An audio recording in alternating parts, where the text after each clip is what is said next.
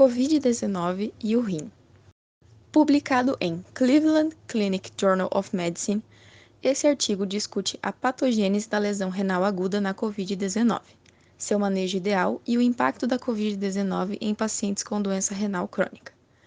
O estudo aponta que, apesar da Covid-19 ser considerada principalmente uma doença respiratória, o rim é um dos alvos da infecção por SARS-CoV-2, uma vez que o vírus entra nas células por meio do receptor da enzima conversora de angiotensina 2, que é encontrado em abundância no rim.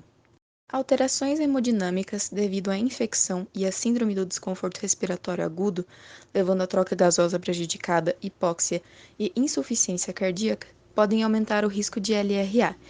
De acordo com os autores, pacientes com lesão renal aguda em estágio 3 e Covid-19 tiveram uma taxa de mortalidade 2,6 vezes maiores do que aqueles com LRA em estágio 3 que não tinham Covid-19. O tratamento da LRA pode ser dividido em manejo geral, manejo farmacológico de Covid-19, otimização hemodinâmica e do estado de volume e terapias extracorpóreas.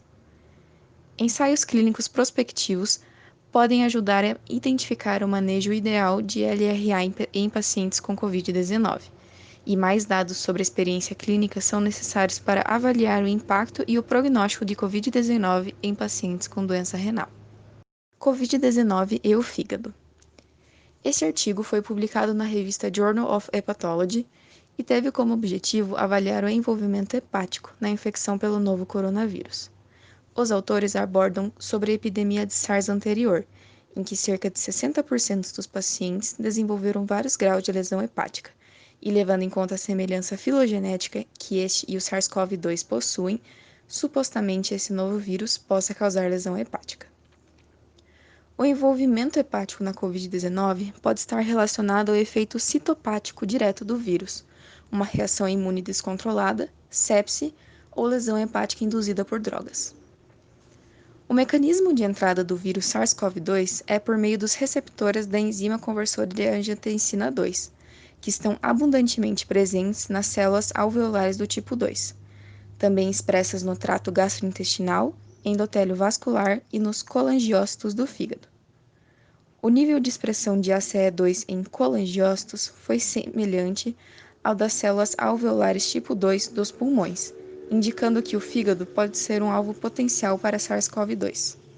Além disso, a Covid-19 pode causar agravamento da doença hepática crônica de base, levando a descompensação hepática e insuficiência hepática aguda crônica, com maior mortalidade. São necessários maiores estudos com acompanhamento de longo prazo para caracterizar a extensão e a causa da lesão hepática relacionada à Covid-19. Covid-19 e doença mental grave. Impacto nos pacientes e sua relação com o conhecimento sobre Covid-19. O objetivo dessa pesquisa foi determinar o impacto da Covid-19 em pacientes com doença mental grave, esquizofrenia, transtorno esquizoafetivo, transtorno afetivo bipolar, transtorno depressivo maior, e identificar o conhecimento dessa população sobre a doença.